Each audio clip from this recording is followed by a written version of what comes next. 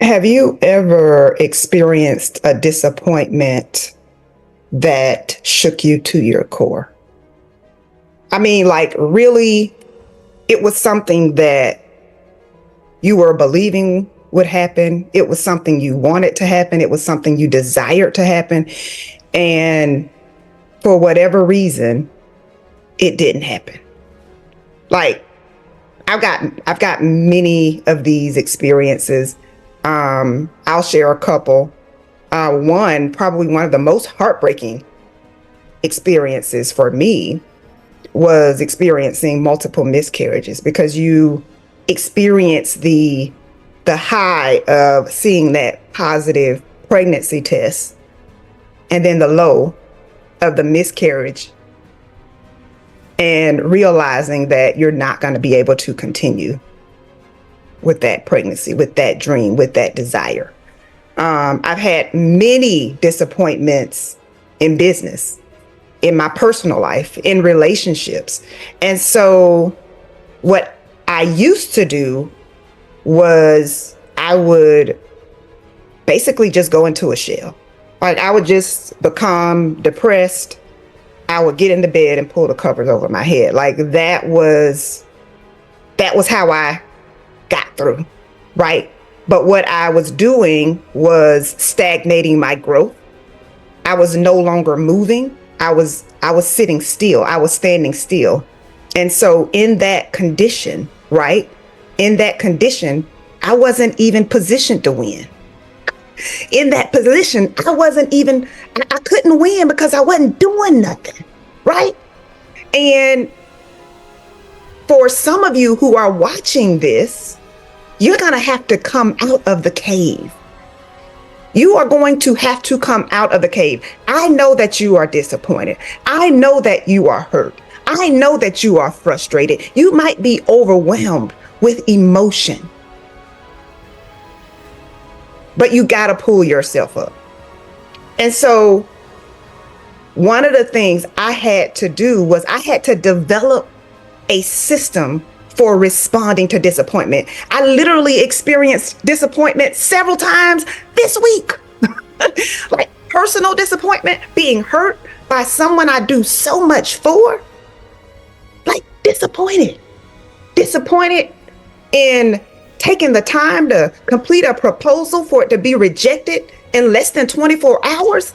Disappointed. So listen, I'm not just teaching this to you. I have to live it. I have to live with the pain of the disappointments that I experience. But I'm here to tell you that you cannot allow a disappointment to stop you. I'm here to tell you that you cannot allow a disappointment to cause you to doubt yourself. You can't allow what someone else has said about you to become what you believe about you. And one of the things I know for sure is that in order to get whatever it is that you desire, you are going to have to become a different version of yourself. You're going to have to take on a new identity. You're going to have to see yourself in a different way. You're going to have to develop boldness and courage and confidence in order to get from where you are to where you desire to be. And so sometimes we lean on past experiences when that's not where we need to have our mind. Like, you want to go for this job, you want to go for this contract, but you're thinking in your mind, well, the last time. Or you want to get into a new relationship, but you're thinking, well, the last person did X, Y, Z. Like, you can't live your life like that. You got to pursue peace. You got to pursue joy. You got to pursue happiness. And you got to be willing to take a chance, because the people who win take risks. They take calculated risks, right? But they take risks. They take chances. Yep, I tried and I failed, but I'm going to go for it again. Yep, that person did me wrong. That person cheated on me. That person stole from me. But I believe that in spite of what I went through before, I can still win. See, you got to have that mindset. Like, in spite of what happened, I applied for 50 jobs. Nobody called me back, but I can still win. Oh God, I can still get my dream job. I can still make the amount of money I want to make. Like, you got to have that mindset. My mastermind sisters and I, we were collaborating, and we decided to read a book called Go for No. Really, really short but powerful book.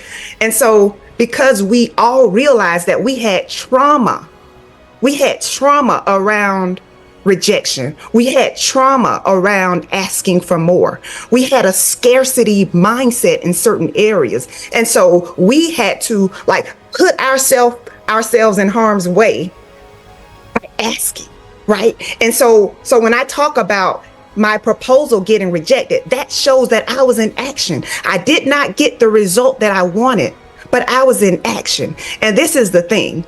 If you remain in action, right?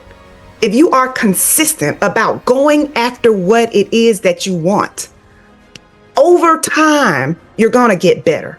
Over time, you're going to learn from your mistakes. Over time, you're going to eventually get what you want.